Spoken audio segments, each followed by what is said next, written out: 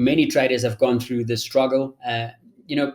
Getting your analysis in tip-top shape to take a trade in the first place is one thing, but getting more accurate with when to let trades run and when to take trades off can be a bit more complicated when you need to account for things like changes in the sentiment or changes in the fundamental bias, etc. So there's a couple of things that makes taking profit easy in my view. The first profit-taking scenario that's easy in my books is when you are in a trade and something happens that makes your trade invalid.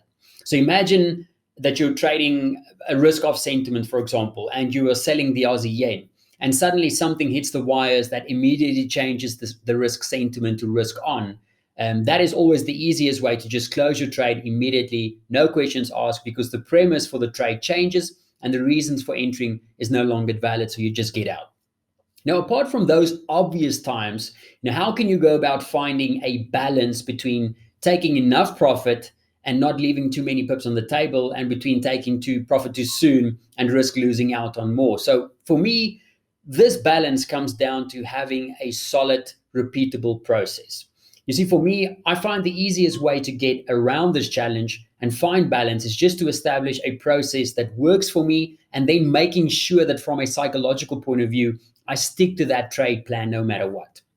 The way that I prefer to do it, as you might have heard from many of the videos before, is by taking more than one clip on a trade. So if you're risking 1% on a trade, instead of taking one unit or whatever the lot size is at 1%, I prefer to split that risk up into various clips, so 2 or 3 clips. So if I'm risking 1%, instead of taking one trade at 1%, I'll take 2 trades at 0.5% each, or if it's 3 clips, I'll take 3 units at 0.33% risk, if that makes sense. And the process that I have that I found has worked for me the best is taking off gradual clips as I reach key areas of support and resistance on the charts. And I like using the very basics for this.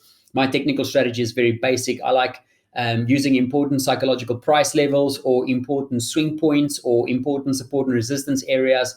And even more useful for me from a short-term perspective is using good old-fashioned pivot points. And my trade plan or process with this is very, very simple. So whenever I trade, take a trade,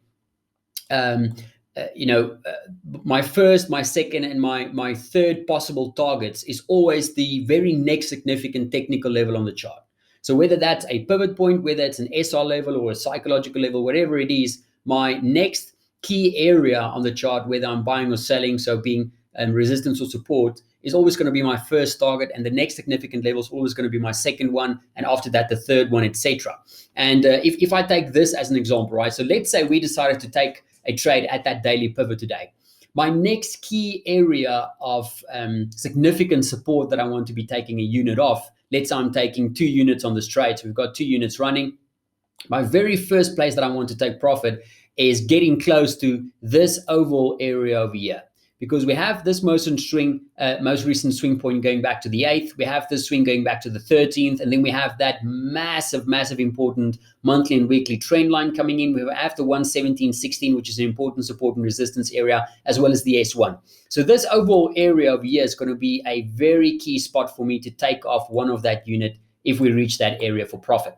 Now, once that has occurred, once I've taken off that one unit, then I go ahead and move my stop loss to break even on the remaining units that I've running, whether that's 2 or 3 units.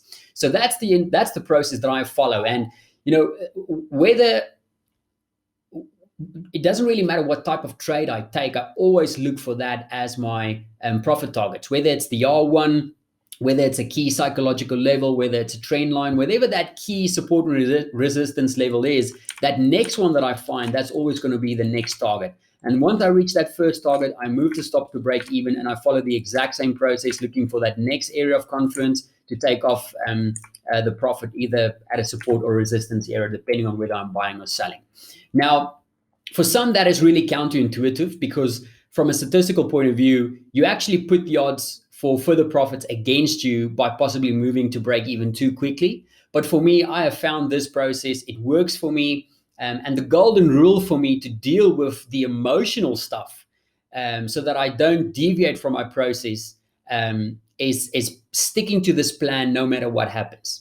you see, it's very easy to jump into a trade and you take profit, let's say at this overall swing area. And then the next day you see the market hasn't respected this area. It's just dropped down straight to this level.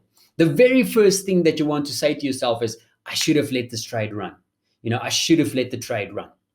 Now, the challenge with thinking this way is that you think you would have known that it was going to go further in real time. But the honest truth is that we never really know, right?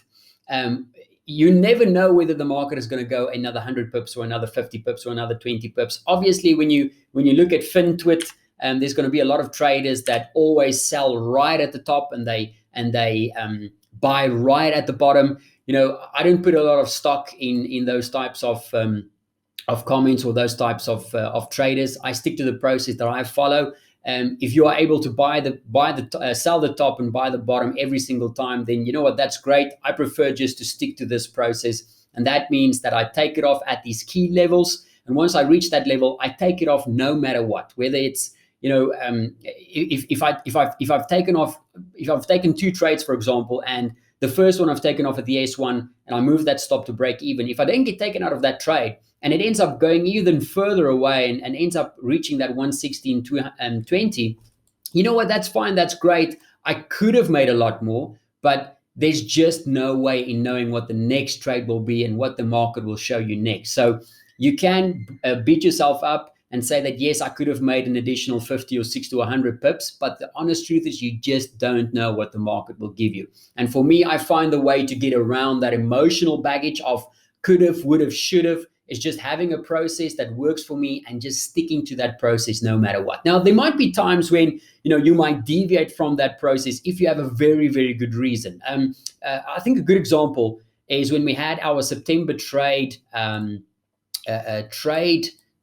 challenge. We took a trade, or I took a trade on natural gas, and there was many reasons for me expecting upside for natural gas. I think we took an entry very close to that 280 level, if I recall correctly, and you can see if we held on to that trade, we would have been in a nice profit now already. And the reason why I took it off very close to the spot where we entered in this first place was because only after I entered the trade, I saw that my cost of carry on this trade was just absolutely ridiculous. I didn't realize that the carry over all the swap charges on this was so high until I saw that after just a few short days of being in the trade, I had already accrued a loss of about 0.4% on the trade, and the price was basically at the same entry. So in that type of scenario, of course, you're not just going to stick to your plan blindly. In those types of scenarios, it's okay to deviate away from the process and get out of that trade if there's an obvious reason to do so. But as far as basic trades go, as far as day-to-day trading go,